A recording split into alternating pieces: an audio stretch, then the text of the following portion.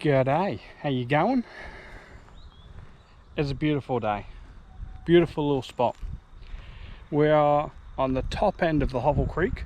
I've done a lot of fishing down the bottom end, so I'm up at the top of reaches before it dries out, because I want to see if it fishes as well up here as it does down there. It's a bit of an experiment. We may not catch anything, but there is a little bit of water here. It's very shallow, and then past those weeds and brush and stuff, there's a bigger pool, so if we need to we can move up there, but we're going to try this spot first. We've got Janjoke worms always doing the good work for us, and a bit of bread. Give that a go for now. So yeah, let's see how we go. Strap you on, we'll bait up, and then I'll go through where we're putting them out, and let's see if I can catch anything more than eels. That's the goal. All right, let's do this. So I'm running two different styles today because I'm not sure, I'm not sure how deep the water actually is here. So we've got a paternoster rig, which is going to have the Janjoke worms on, and then a run-in sinker, which, oops, that's how we break a rod. Not today though. Oh no, this way. There we go, it's in a right mess. I need to stop doing it that way, honestly. Oh, the hook. The hook is all over the place. That's fine. So we're gonna go worms, and I've got what's left of my worms. I need to go pick up some more soon. Go make the trek into Werribee to go grab some more, because I'm down to the rejected ones at the bottom here. I got a few left, a couple, but not too many left.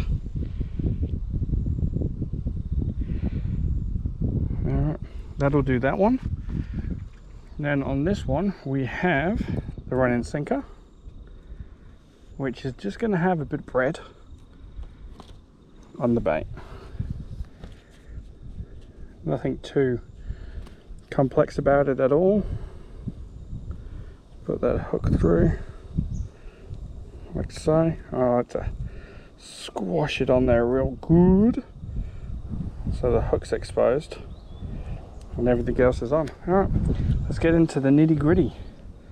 Let's bring them both, because I never trust myself. We're going to throw the paternoster just out there first off, and this is going to be the gauge to see actually how deep it is. For a start, that's deep enough. That's deep enough to do something. Don't know what it'll do, but it's deep enough. Deep enough to hold fish. And then the bread, it's going to throw it down that way a little ways. Just like so.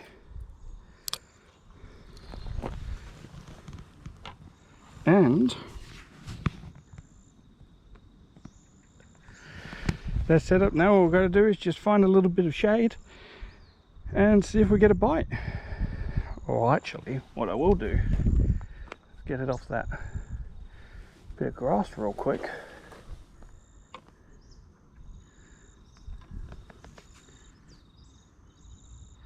That grass won't make a massive amount of difference, but as you can see, the creek runs through here, goes out to there. We had a bit of a flood about a week and a bit ago, 2 weeks ago almost now, so there's no reason carp couldn't have came up or down.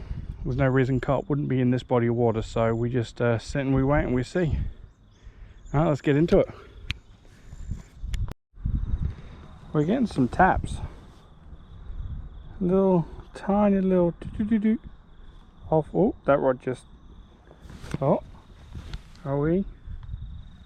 If I can get the rod, hit it again, hit it again, pick it up one more time. That was a good sign. Something's in the something's in here. See if that line goes again. I should have grabbed it, but I was too busy looking at the line and I couldn't find what I needed to reach for. Oh, That line just went slack. Ah, bugger it. That's good though. It's a good sign. Throw that back out there. We got action. Now let's have a look at this one. We'll refix this bread a little bit if we can.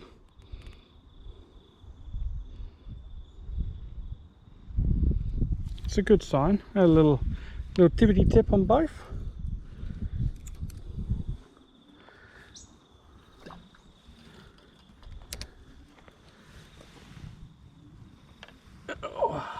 Good sign.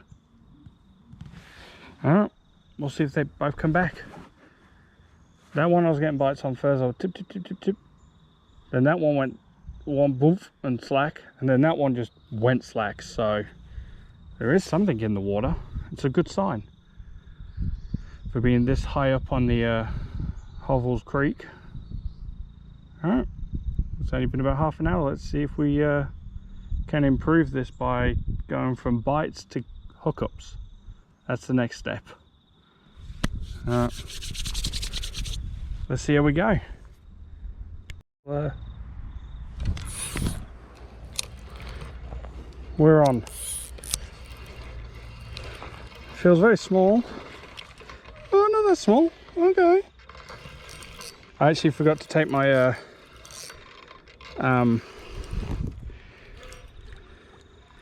that right there. I'm actually very happy to catch this guy. Oh, first little carp for the section. It's been about an hour. I was actually setting up to move down to the next pool, believe it or not.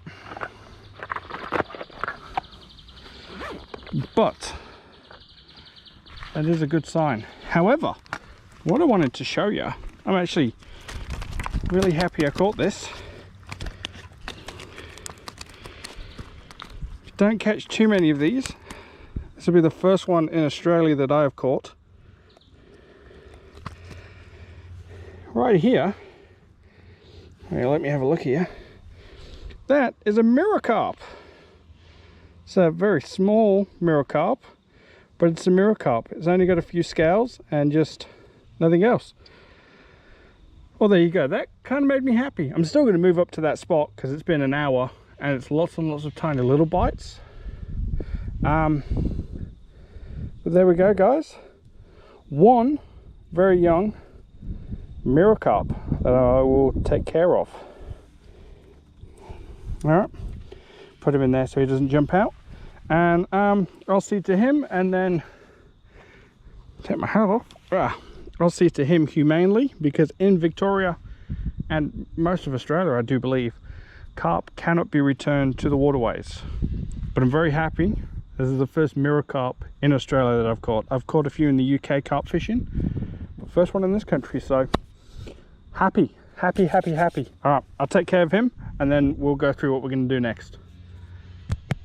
All right, we've moved spots a little ways down to the next little hole. I feel like we can do a bit better.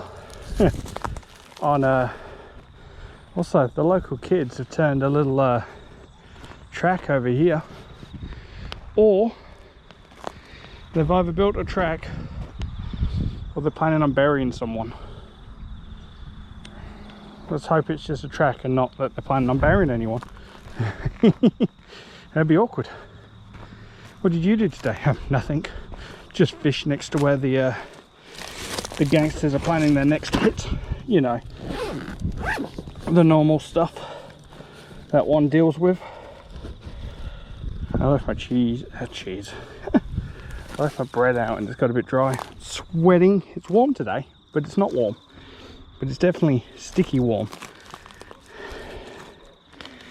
Alright, one fish organized. Let's turn that one fish into two fish. And finally something that wasn't an eel. an actual carp was caught, so I'm pretty happy about that one. I'm thinking just out. Doesn't need to be crazy out there, just out. Out enough that I can get it past that, the weeds without that touching.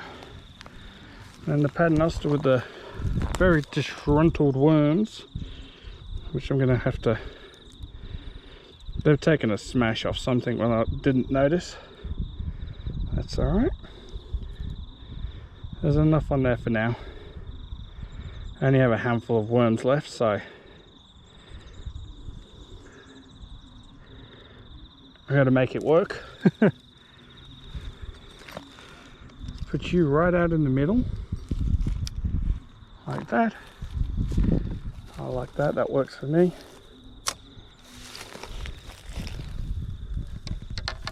And we'll see. Oh, there's a dog across the way that's not my friend. But you know what, that's his problem, not mine. Alright, if we get anything, I'll let you know. Too easy. I've come back to the last location I was at because, one, I caught a fish, which is lovely, but secondly, the property across the river had all their kids out in the backyard, and nobody really wants a stranger across from their property with a camera on their chest while their kids are out playing. So it's not really, wouldn't make me feel comfortable. So I can imagine it would be the same. So to make no one feel uncomfortable, we'll just come back to where we were on this river where I caught the mirror carp, and we'll do the rest here. I don't want them to feel uncomfortable that there's a guy across the river with a camera on his chest pointed straight at where their kids are playing in the backyard. So we're just going to avoid that whole situation. I'm going to come back here where it's just a road. Everyone's happy, and we're going to get a couple more carp today, a couple more fish by the end of the night. Let's do this. Alrighty, it's been 2 hours. This little part of the river has produced one fish. One fish. So we're going to go down the river a little ways to a spot we've fished before. We've caught a couple carp. We've also caught a lot of nothing. But where one place doesn't produce, another place might. And 2 hours is long enough for me to decide that it's worth moving to the next spot. So pack everything up, go down the road a ways and hit the next spot, and hopefully we pull some of it in. All right, let's do it. Location changed. Give this spot a little go. The bread went dry because I didn't put the bread in the correct container. It went stale dry and it just kept falling off. So got a worm over there, like so, and the old what's left of the paternoster worm. We're going to flick over by the bridge, see how we go with that. I don't even know what it's like over there. We'll give it a go. And a dude on a bike. Alright, let's see how we go. Good luck to me. Oh, that was a bite if I ever saw one. There we go. We're on. Tiniest little carp. But we're on. That's well, it's not what I'm after. I'd like the fish to get bigger, not smaller, but you know. Open your mouth, you little bug. Well, there's no point opening your mouth, you're tiny. There we go. One little tiny carp that I will take care of. And this section of the river, by the little bites that I'm getting, are absolutely full of these guys. Get that up so you can see it. So yep, I'll take care of that humanely and we'll get the rods back in. Okay, that's little guy's been taken care of. It's not hard for a little tiny fish. The rod with the worm has been thrown back over there, and this guy hasn't even had a touch, and that's the corn. So yeah, worm's winning today. The Janjuk worm caught the ghost carp, the mirror carp, sorry, ghost carp. Janjuk worm got the mirror carp. Now the Janjuk just pulled in that tiny little carp. So 2 fish. It's a win-win. Corn's usually the go for most places, but it seems to be off on the corn at the moment, and that's fine. Alright, we'll sit back down and we'll see what we get on the next fish, hopefully. Alright, let's go. That's all she wrote on this one. 1 mirror carp, 1 little baby carp, 3 hours of fishing. It's not bad. Not complaining. I'm happy with that. So yeah. Don't know what else. No, that was it. So pretty happy with that. Wasn't fishless. We did catch fish. So thank you. I'll see you on the next one. Bye bye.